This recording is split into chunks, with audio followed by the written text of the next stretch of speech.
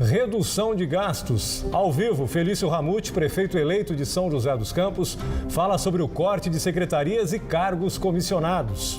Redução de empregos. Comércio de Taubaté fecha quase 500 postos de trabalho em setembro. Redução de risco. 53 áreas terão atenção especial da Defesa Civil em São José dos Campos durante o verão. IPTU verde. Projeto na Câmara de Taubaté prevê desconto no imposto para residências sustentáveis. E as atrações do esporte e do entretenimento para o seu fim de semana, agora no Band Cidade.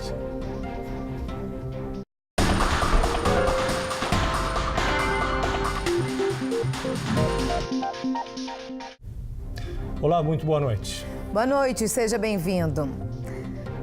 A reforma administrativa vai ser prioridade na administração de Felício Ramute, do PSDB, em São José dos Campos.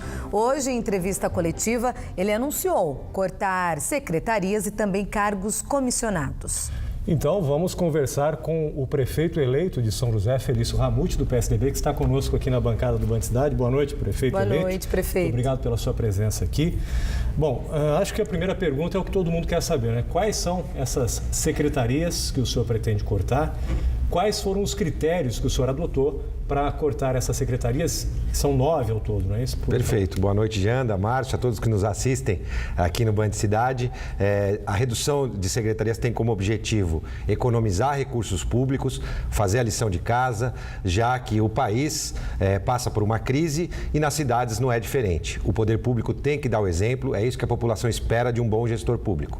Para isso, a gente reduz das atuais 24 secretarias para as 14 secretarias que nós vamos então passar a ter com um novo projeto, uma nova forma de atender a cidade e o cidadão. Mas nós aglutinamos... O senhor pretende cortar? Perfeito. Nós aglutinamos os serviços das secretarias, como, por exemplo, a Secretaria de Urbanismo e Sustentabilidade, que passa a não só fazer os projetos, né, e o planejar a cidade, como também a fazer a fiscalização de posturas, a questão do meio ambiente, que passa, então, a permear toda a secretaria, seja na lei de zoneamento, no plano diretor, tudo isso aglutinado na Secretaria, por exemplo, de Urbanismo e Sustentabilidade. Nós também temos como exemplo a Secretaria de Gestão Administrativa e Finanças, que substitui as duas antigas secretarias de Administração e da Fazenda. Tudo isso com o objetivo de prestar um serviço mais ágil à população, né, e economizar recursos. Por exemplo, numa única secretaria vai passar a ter toda a aprovação de empresas, que é a Secretaria de Urbanismo e Sustentabilidade.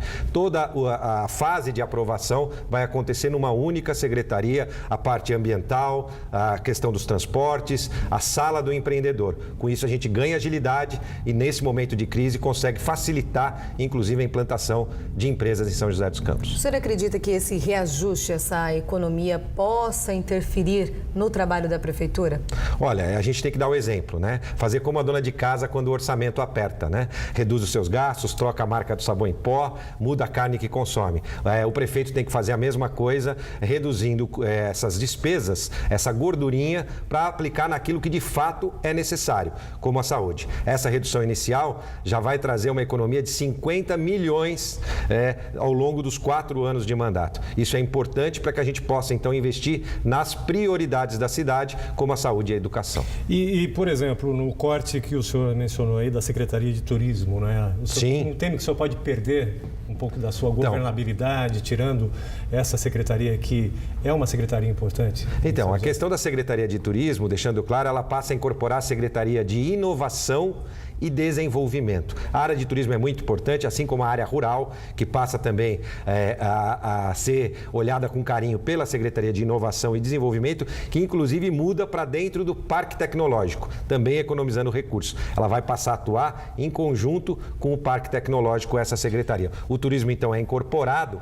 Hoje, a situação, por exemplo, do turismo é a seguinte: 90% dos recursos gastos com a Secretaria de Turismo são para pagar os salários do secretário e dos diretores. Sobra 10% para investir no turismo. Quando a gente faz esta proposta de integrar a secretaria, sobra muito mais recurso para investir naquilo que a secretaria foi criada. Então, o turismo terá muito mais recurso do que hoje tem numa secretaria exclusiva para ele. Então, só para a gente entender, essa economia virá no mesmo lugar, preenchendo aí várias secretarias, reduzindo as pessoas, o número de pessoal, seriam nesses quesitos? 2 pontos. Corte dos cargos comissionados, aqueles cargos que o prefeito pode nomear, reduz os quadros dos cargos comissionados e também na redução dos custos, água, luz, telefone. Por exemplo, a Secretaria de Meio Ambiente passa então a integrar o Paço Municipal, deixando de ter gastos para manter essa secretaria. E essas medidas são suficientes para que a cidade tenha poder de investimento no ano que vem? Não, nós precisamos tomar muitas outras medidas. Economia se faz no dia a dia, né? A partir do primeiro dia nós vamos inclusive colocar novos decretos onde a gente vai ter um governo muito austero para poder investir nas prioridades. Nós vamos deixar de lado tudo aquilo que não é prioridade do joseense. Ao longo da campanha a gente pôde entender a prioridade do joseense e investir naquilo que é prioritário. Então, serão muitas formas de economizar recursos, por exemplo, fazendo com que a prefeitura possa passar a funcionar em conjunto, claro, sempre com a participação dos servidores, fazendo com que a gente consiga economizar nas pequenas coisas e sempre dando exemplo. Aí eu poderia citar desde os carros à disposição dos secretários e do prefeito, assim como a questão da redução de custos de água e de luz das secretarias, tudo no dia a dia. A economia se faz no dia a dia, que é isso que a gente pretende fazer.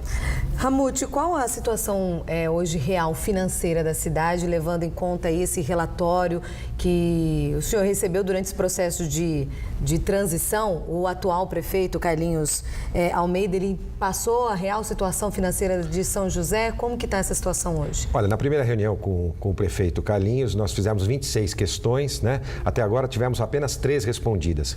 Recebemos um relatório de 3.000 páginas, também não encontramos nesses relatórios respostas para essas questões. Então, ainda a situação financeira, por exemplo, a gente ainda não tem pé dela de forma completa. Nós não sabemos quais fornecedores estão atrasados, se existem fornecedores atrasados. O que a gente escuta é os próprios fornecedores, entidades, os SECOIs, que são as creches conveniadas, e as entidades de saúde com dificuldade de até 90 dias para receber os recursos. Então, é uma situação ainda que a gente não tem o conhecimento completo. Se isso não acontecer ao longo da transição, logo nos primeiros dias a gente vai ter essa posição para tomar, então, as nossas atitudes. Mas é importante dizer, também já antecipar nessa questão das dívidas, daquilo que foi deixado para trás do atual governo, que existe a lei de responsabilidade fiscal. Nós vamos deixar clara uma linha divisória entre o governo anterior e o novo governo e passar, então, a fazer uma auditoria nessas contas, analisando claramente esses gastos, para, então, ao longo do próximo governo, poder acertar essas contas. Ok. Felício Ramute, prefeito eleito de São José dos Campos, obrigado pela sua presença aqui, uma boa sorte. Obrigada. Eu que agradeço a oportunidade, estaremos aqui em outras vezes.